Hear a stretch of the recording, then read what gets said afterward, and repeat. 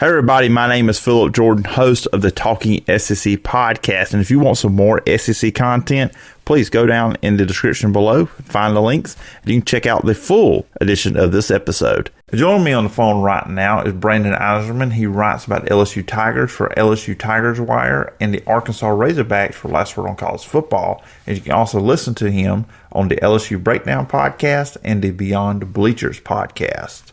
Arkansas, and you did write up recently in the last couple of weeks your review of the 2020 season, and you also did a story on the new schedule.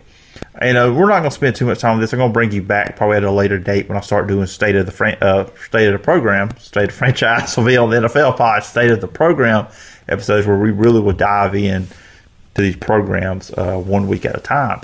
But when you look at Arkansas, looking back at the 2020 season, they go 3-3 to start the season, but then they do lose 4 in a row. Felipe Franks gets hurt toward the end of the year. They don't play their bowl game. So when you say 3-7, you only won 3 games. Some people look at, I don't see it as a good year.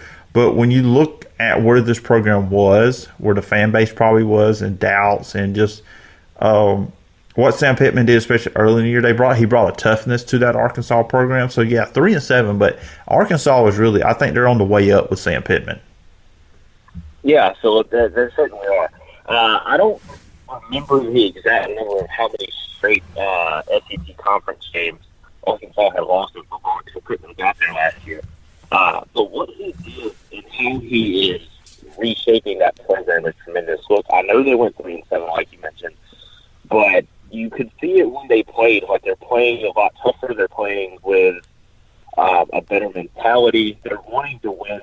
There were just a couple of games, like the LSU game, for instance, they couldn't get it done, or the Missouri game where they scored late and then Missouri went down the field in like 30 or 40 seconds to kick the game on a field goal. That was, Arkansas probably could have stopped them and got, Arkansas could have finished with, I think, 5 or 6 wins, excluding the bowl game that they didn't play. I hate that they didn't play it. I wanted to see them play one last time. But you did have Franks get hurt, but KJ Jefferson is going to be something really special in Fayetteville under center for the next couple of years for the Razorbacks.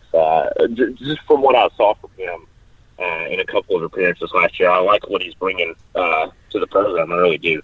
But I think Arkansas, they still have room for improvement, but in 2020 they made a ton of improvements that, maybe with another coach or different coordinators would have taken them a couple more years to make. So I think they're ahead of where they wanted to be. Yeah, and you're right, because look, the Missouri game, that could have went either way. And then look, Auburn Rider here, cover Auburn for Last Word on College Football, but Arkansas got screwed in that game. Bo Nix threw the ball back in the spike. Arkansas should have got the ball back. So you're looking, if those two things go your way, just 2 small things like that, you're 5-5. So that's how close they were to a 500 season. And then you talk about maybe winning your 6th game if you can play the bowl game, or another game goes your way too as well. So for them, you're right. You're going in the right direction. And, we're going to talk quarterbacks in a little bit, and KJ Jefferson was one of them. And it's just one game, but he showed what he was capable of in that game against Missouri. They lost 50-48, but he was 18 for 33, 274, 3 touchdowns. And that's a really good showing. And like I said, that was when Franks didn't play. So moving forward for them, I mean, that's a good piece to build your team around. And they got a lot of good pieces there at Arkansas to do that. Yeah, they certainly do.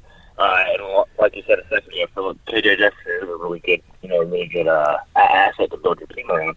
Now, look, I'm not going to sit here and say that Arkansas is, going to win the SEC West and make the college football playoffs in the next, 2 to 3 years with Jefferson at quarterback and Pittman as head coach. No, that's not what I'm saying.